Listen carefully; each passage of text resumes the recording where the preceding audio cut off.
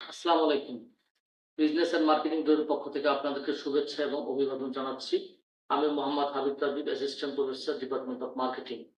আমরা বিগত ভিডিওতে মার্কেটিং সম্পর্কিত বিষয়বস্তু, বাজার, বাজার segmentation, market strategy, marketing behaviour অনেক বিষয় সম্পর্কে আমরা আলোচনা করেছি, যেটা আপনারা আমাদের চ্যানেলে প্রবেশ করলেই আপনারা পেয়ে যাবেন। আজকে আমরা বাজারজাতকরণের একটি গুরুত্বপূর্ণ বিষয়, সেটা হচ্ছে পণ্য বা প্রোডাক্ট। এই পণ্য এবং পণ্যের স্তর বা লেভেল সম্পর্কে আমরা আলোচনা করব। আশা করি কিছুটা হলেও আপনারা পরিষ্কার ধারণা পাবেন ইনশাল্লাহ।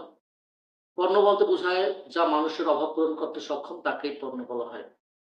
মানুষের অভাব পূরণ করে না এমন যদি কোনো কিছু আমরা ক্রয় করে থাকি, সেটা পণ্যের আওতাভুক্ত হবে না।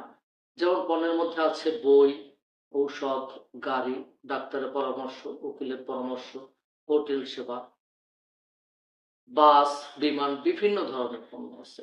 বিপণনের দৃষ্টিকোণ হতে পণ্য হচ্ছে ভোক্তার কোনো সমস্যার সমাধান। অর্থাৎ পণ্য হতে হলে তাকে সমস্যার সমাধান থাকতে হবে তার মধ্যে। অ্যাকর্ডিং টু ফিলিপ কোটলার এবং grey Armstrong, product is anything that can be offered to a market for attention, acquisition, use or consumption that might satisfy a want or need. মানুষের অভাব পূরণ করতে পারে, যা মনোযোগ আকর্ষণ করে, দৃষ্টি আকর্ষণ করে এবং ভোক্তার অভাবের সর্বোচ্চ সন্তুষ্টি বিধান করতে পারে, এবং যা কিছু বাজারে অর্পণ করা হয় তাকে পণ্য বলা হয়। পণ্যের কতগুলো বৈশিষ্ট্য আছে, যেমন পণ্য দৃশ্যমান এবং অদৃশ্যমান হতে পারে। যেমন আমরা যদি আহ আমরা যদি একটা গাড়ি কিনি, সেক্ষেত্রে গাড়ির সুবিধাটা আমাদের কাছে অদৃশ্যমান, গাড়িটা আমাদের কাছে দৃশ্যমান। তো পণ্যের গুণাবলীর মধ্যে, বৈশিষ্ট্যের মধ্যে দৃশ্যমান এবং পণ্য অদৃশ্যমান হতে পারে। সহযোগী গুণাবলী, এই গুণাবলীর মধ্যে যেগুলো আছে সহায়ক গুণাবলী, তার মধ্যে আছে ব্র্যান্ড, মোড়কীকরণ, গ্যারান্টি, ওয়ারেন্টি। এইসব বিষয়বস্তুগুলো পণ্যের মধ্যে থাকবে। পণ্যের বিনিময় মূল্য থাকবে, অর্থাৎ পণ্য ক্রয় বিক্রয়ের ক্ষেত্রে সেক্ষেত্রে অর্থের লেনদেন থাকতে হবে। পণ্যের প্রয়োজন এবং অভাব মেটানোর ক্ষমতা এবং দক্ষতা পণ্যের মধ্যে থাকতে হবে। তো এই হচ্ছে পণ্য। এরপর আমরা পণ্যের স্তর সম্পর্কে আমরা আলোচনা করব, যে স্তরটা হয়তো আমরা অনেকেই জানি না বা অনেকের কাছে ধারণাটা অস্পষ্ট। পণ্যের স্তরকে ৩ ভাগে ভাগ করা হয়েছে। একটা হচ্ছে কোর প্রোডাক্ট বা মূল পণ্য, একটা হচ্ছে অ্যাকচুয়াল প্রোডাক্ট বা প্রকৃত পণ্য, ৩ নম্বর হচ্ছে অগমেন্টেড প্রোডাক্ট বা বর্ধিত পণ্য। মূল পণ্য হচ্ছে পণ্যের মৌলিক সুবিধা বা মৌলিক উপকার, যে উপকার বা সুবিধা পাওয়ার জন্য আমরা পণ্যটা ক্রয় করে থাকি। যেমন আমরা যখন টুথপেস্ট ক্রয় করি, টুথপেস্টের ভেতরের যে অংশটা, যে উপাদানটা পেস্ট যেটুকু, সেটা হচ্ছে পণ্যের মূল অংশ। এই পেস্টটুকের জন্যই আমরা একটা টুথপেস্ট ক্রয় করে থাকি। সো একটা পণ্য থেকে আমরা প্রকৃত যে সুবিধা পাওয়ার জন্য পণ্য ক্রয় করে থাকি, তাকে পণ্যের মূল পণ্য বলে। এরপর হচ্ছে প্রকৃত পণ্য বা অ্যাকচুয়াল প্রোডাক্ট। মূল পণ্যকে ঘিরে কয়েকটা বৈশিষ্ট্য থাকে, যেটা মূল পণ্যের বাইরে আবর্তিত হয়। তার মধ্যে পণ্যের মান স্তর, বৈশিষ্ট্য, ডিজাইন, ব্র্যান্ড নাম ও মোড়কীকরণ। মান স্তর হচ্ছে প্রতিটা পণ্যের একটা মান থাকে, একটা নিজস্ব মান স্তর থাকবে।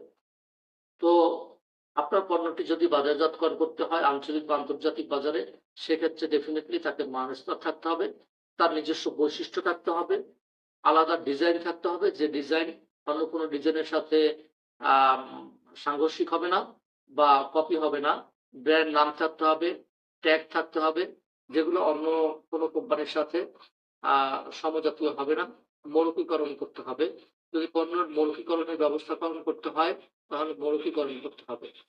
৩ নম্বরে হচ্ছে বর্ধিত পণ্য বা অগমেন্টেড প্রোডাক্ট। এটা হচ্ছে পণ্যের মূল পণ্য এবং প্রকৃত পণ্যকে ঘিরে থাকে বর্ধিত পণ্য। কিছু কিছু পণ্য আছে যেগুলা শিল্প পণ্যের ক্ষেত্রে এটা দেখা যায় বেশি। যেমন আপনি একটা জাহাজের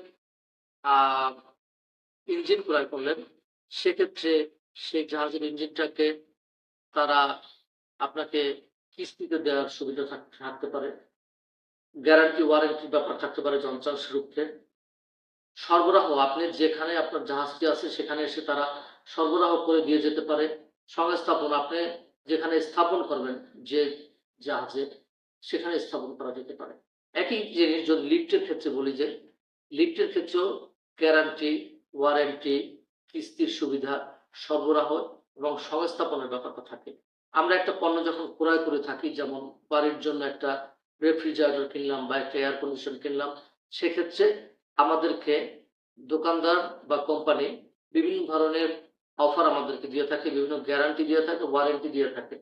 এই গ্যারান্টি এবং ওয়ারেন্টি মাফিক তাদেরকে কাজ করতে হয়। যত বছর বা যত দিনের গ্যারান্টি ওয়ারেন্টি দিয়ে থাকে, তত বছর তত দিন আমাদের জন্য সে সেবা দিতে প্রস্তুত থাকবে। কিছু, কিছু পণ্য আছে যেগুলা বাড়িতে এসে সংস্থাপন করে দিয়ে যায় কোম্পানি।